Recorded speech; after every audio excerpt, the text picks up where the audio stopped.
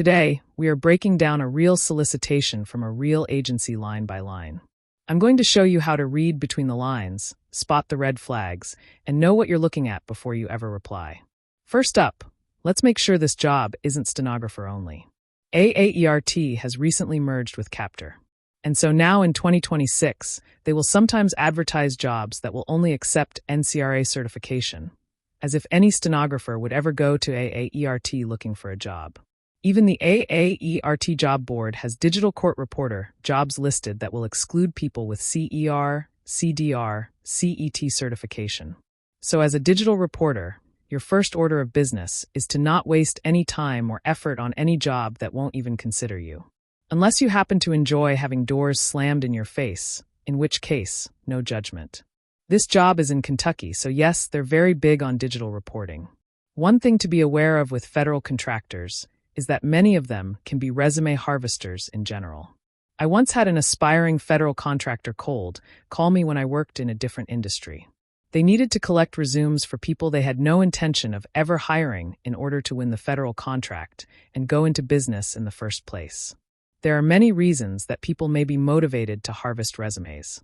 Then look at this line. We received your contact information from AAERT. A lot of newer digital reporters get paranoid and think this is a scam. But here is the reality. I have been cold called by some of the most reputable agencies in the industry from my AAERT profile when they needed someone in my area. Sourcing you from AAERT is standard practice. It means your profile is doing its job.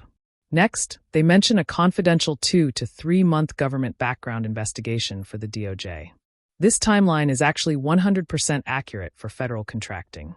If you take a federal contractor gig, you have to plan your finances around this multi-month waiting period before you get anywhere near onboarding.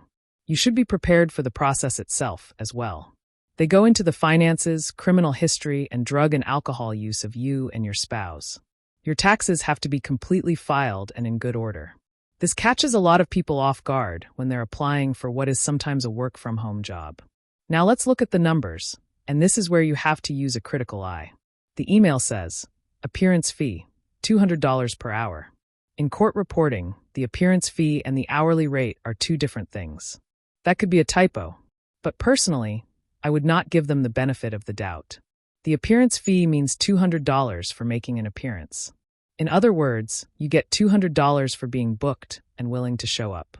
If they cancel you at the last minute and you don't have to go, or you park and find out you're canceled, or you set up and you're canceled, or you work for 10 minutes, you get $200.